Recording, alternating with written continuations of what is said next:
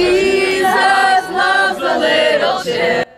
Kɔnɔtiɲɛ ni sariya kisɛ tɛ an ka sariya sunba fansi kɔnɔna na wa sariya kisɛ kelen tɛ min bɛ a yira k'a fɔ ko hakɛ bɛ mɔgɔw bolo k'a kɛ kiritigɛ Samuel Alito ka sɛbɛnni na Cour suprême hakɛ tigɛlaw kɛlaw fanbaw bɛɛ lajɛlen tɔgɔ la Roe V Wade tariku hakɛ latigɛlen san 1973 waati la ne a tun ye kɔnɔtiɲɛ yamaruya l'Ameriki gun kan ma sigi kala kelen kan kabini a latigɛ kuma waati fɔlɔfɔlɔ la wa an kan k'a ta k'a bɔ yen fɔlɔ waati sera fɛnɛ ka kɔnɔtiɲɛ ko kuma ninnu bila ka taa nagakɔrɔ sabulu nun kɔnɔna la yaasa hakili jagabɔ ka kɛ a kan jamanadenw ka mɔgɔ sugadilenw fɛ a ka laseliw la danatigɛli ninnu si tɛ kɔnɔtigɛ kɛ fɛn yamaruyabali ye sariya sira kan nka a bɛ l'Ameriki lasegin kɔ sani sariya Roe V Wade tali la san 1973 la waati min l'Ameriki mara kelen kelen bɛɛ lajɛlen tun kana bilalen don k'a yamaruya walima ka ban a ma marayɔrɔ fanba ninnu bɛɛ lajɛlen na sango minnu bɛ l'Ameriki bayan fanfɛla ani ka taa se fo a camancɛ yan fanfɛla ma ladaw ani dinaw labatoli gɛlɛnw bɛ a yɔrɔ ninnu na bɛ se ka ban a ma o bayɛlɛmali ninnu ka surun ŋaniya sariya talen ninnu na minnu lakodɔnniw ɲɔgɔn ma ye n'a a latɛmɛna mɛ kalo tɛmɛnen ninnu na a kɛra nisɔngoya wilikajow caman ye jamana kɔnɔna na ani a kɔkɔrɔdonbagaw ka jigilatigɛ misɛnya ye a kɛra dabagaw an'an a kɔkɔrɔdonbagaw caman bɔra iko kɔnɔkulu ka ɲɔgɔn dalajɛbaw kɛ Cour suprême da la Washington DC.